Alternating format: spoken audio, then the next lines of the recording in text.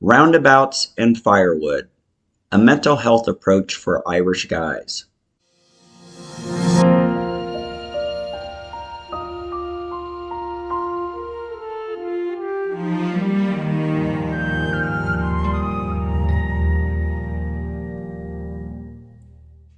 Chapter 8, The Curiosity of Cian.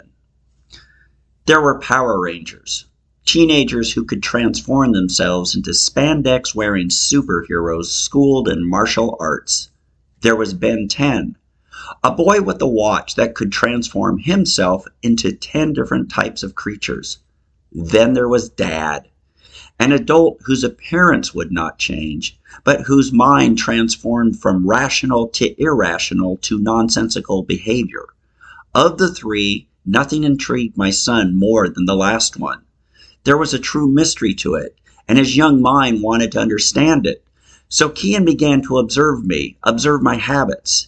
He became an anthropologist studying a culture that was limited to the person he spent half or more of his time with. Before learning about the OCD, he had seen me as his dad, but now I was something to investigate. One of the first things Cian noticed was that whenever we went shopping, I didn't ever grab the first item off the shelf. It didn't matter if it was a loaf of bread, a bottle of water, or a toy at Smith's.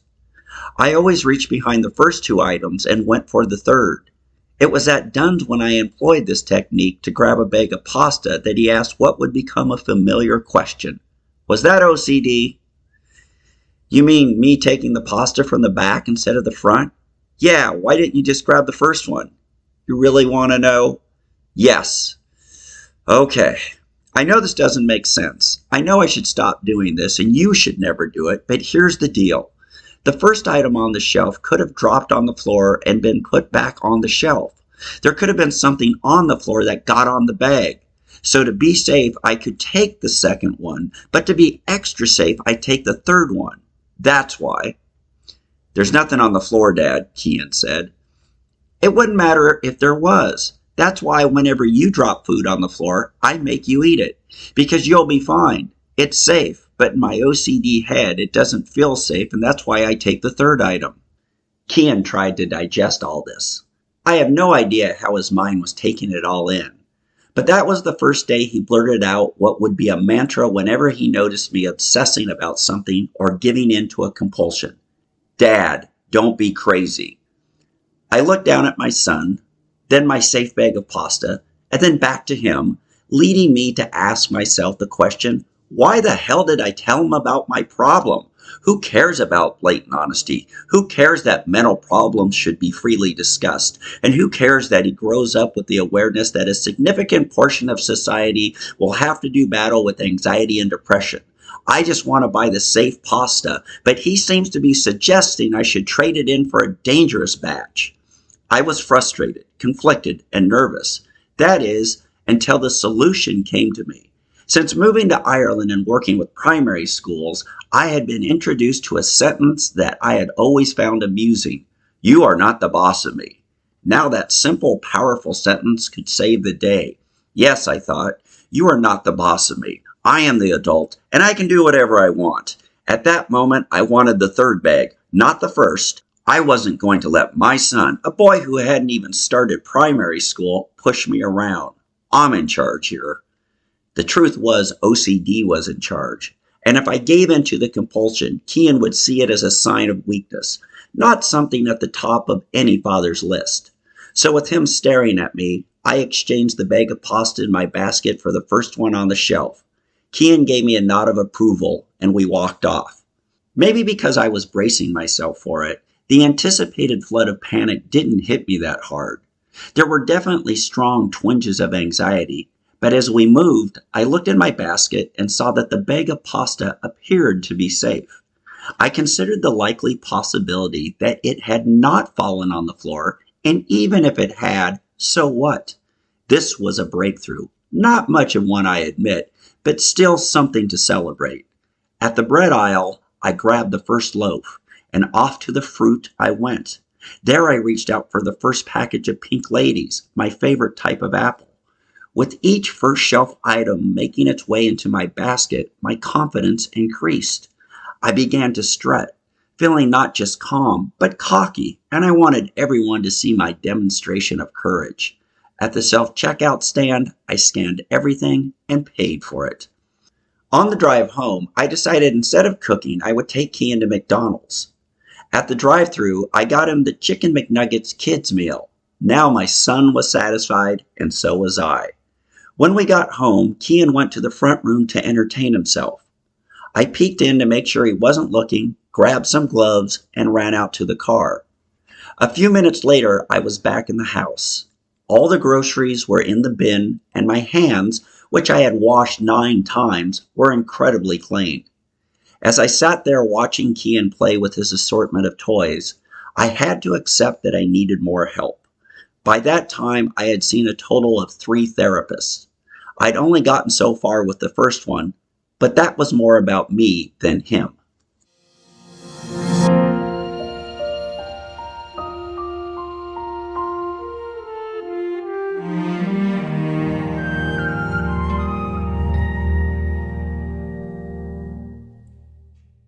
Chapter 9, Rubber Bands. Robert, my first therapist, taught me the most important lesson about mental health recovery. Only a mental health patient can solve his mental health problems. Yes, a therapist can help you identify, isolate, and assess the severity of the problem. The therapist can inform you what the latest research is and suggest strategies that have proven to be effective. But in the end, you have to do the work. I made that first appointment and showed up. Trust me, that's no easy task. Just walking through the door of your first mental health therapist takes courage. You know once the session begins, you can no longer rationalize that you don't have a problem. Robert was there to confirm I did indeed have OCD, which at that point was considered a moderate case, 4 to 5 on a 10-point scale on most days, and an occasional 7 or 8, such as when I was running out of the shop at the sight of green drops of liquid. With the problem identified, it came down to finding a strategy that worked. With some trial and error, it appeared the strategy that worked best for me was to wear a rubber band around my wrist, and every time I began obsessing about something, I'd snap it and then redirect my thoughts onto something else like who had won every Super Bowl since 1967, or trying to produce a list of the top 10 Led Zeppelin songs. My mental health improved. It was inevitable. I had been doing nothing to address the problem, and now I was doing something. After 2 weeks, I had welts on my wrist from snapping it with the rubber band so many times, but it was a badge of honor for a proud, soon-to-be father. By the 6th and final time I saw Robert, I walked out of his office feeling better that the level of daily anxiety had decreased as a result of our sessions and the new strategy. I was confident that when Cian was born, all of my OCD problems would be a thing of the past. I was wrong. I made the mistake in thinking that some improvement was a complete recovery. The rubber band strategy, I would later learn, was merely a distraction strategy that made me focused on other things while the anxiety burned itself out. That by itself was never going to do much for me in the long term. It was a start, but I didn't put in the necessary work. Part of that work is being completely honest with your therapist, and I wasn't.